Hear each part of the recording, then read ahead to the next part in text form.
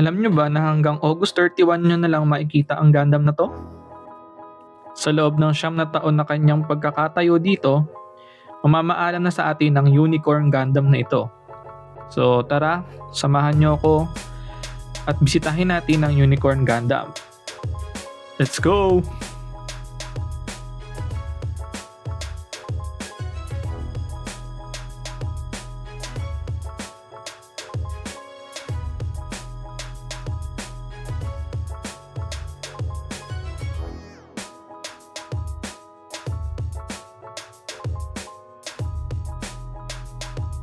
And we're here. So nandito tayo sa Diversity Odaiba.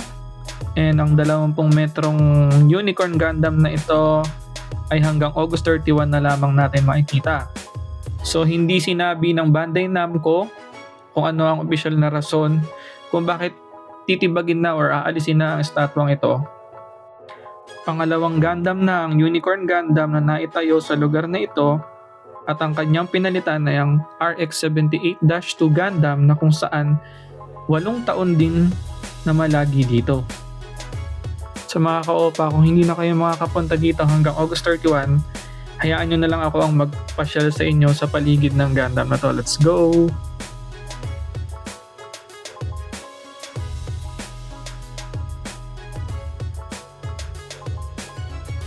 Dito nga rin pala matatagpuan mga ka-opa yung Gundam Base Tokyo, kung saan makakabili tayo ng iba't ibang mga Gundam merchandise, souvenirs, model scale, at iba't iba pang mga tungkol sa Gundam. So mamaya bibili tayo ng gachapon siguro, magta-try tayo para may souvenir tayo kay Unicorn Gundam. Let's go!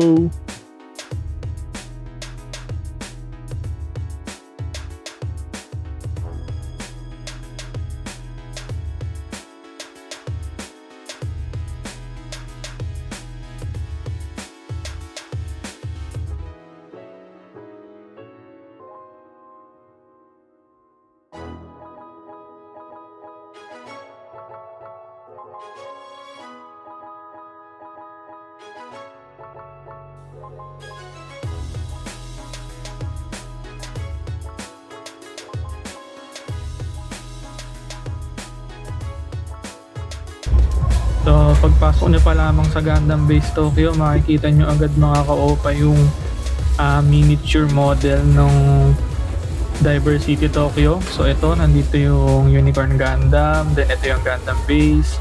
So mga nilagyan din nila ng iba't ibang Gundam models dito sa taas, sa gilid. And then, ayun, ang ganda nitong model na to. Tapos meron din siya nung ganitong kulay green na type na Unicorn Gundam, kasi sold out na yung kulay pink na Unicorn Gundam dito mga ka-opa. Dito rin makikita nyo yung mga ibang rare na Gundam kagaya nito. So ayan, may mga stock toys din, and syempre hindi mawawala yung mga birthday keychain. So ayan mga ka-opa, pag napunta kayo dito, pwede kayong bumili ng souvenir ng Gundam na birthday nyo. So ayan, may mga nakalagay dyan na birthdays. And then ito nga pala guys yung mga gachapon. Pero syempre ang gusto kong gachapon na makuha ay yung Unicorn Gundam syempre. Ang meron tayong souvenir sa kanya. So sa halagang 800 yen, ito, meron akong 800 yen dito. So kuha tayo. So may 3 kulay pala yan mga ka-opa. Kulay pink, kulay green, at saka kulay blue. So sana kulay pink yung makuha natin, yung para meron tayong souvenir kay Unicorn Gundam. So ito mga ka-opa, maya pag uwi sa bahay, buksan natin to. Check natin kung anong kulay nakuha natin. Unicorn Gundam. Let's go!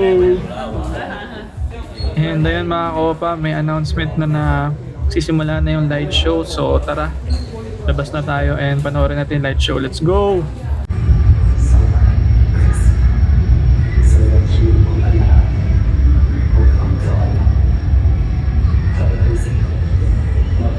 Galing.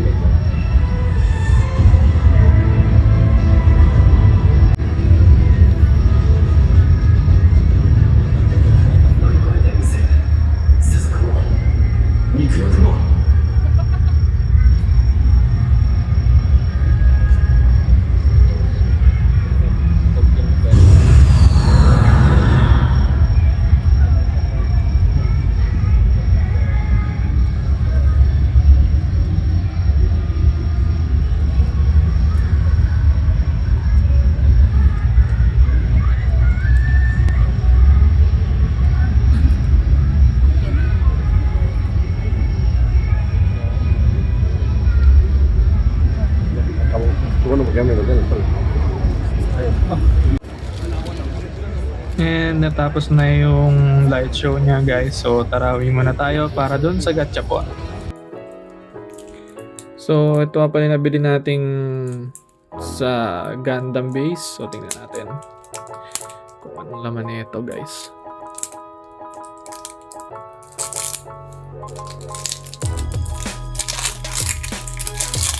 Ganda kaya nakuha natin sa gacha. Kaya to Unicorn Gundam statue. Let's see.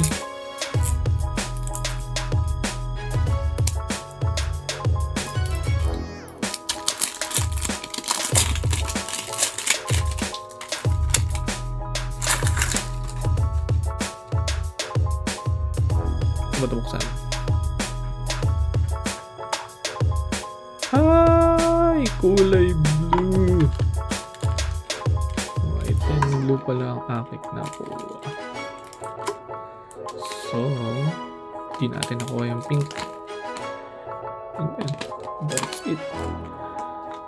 Sayang, di natin nakuha yung color pink. Anyways, that's life.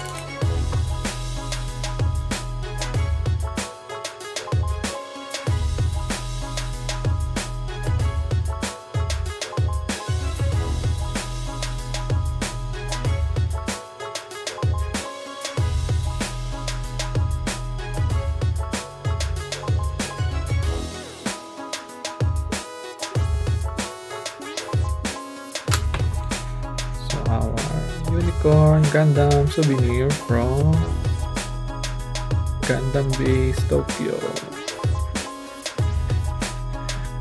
So for 800 yen, diba? Sulit na to. Sad nga lang hindi yung pink version yung nakuha natin. So merong blue, itong nakuha natin, and itong green. So that's it guys. Thank you. Follow Opacti TV for more Japan content like this. See you.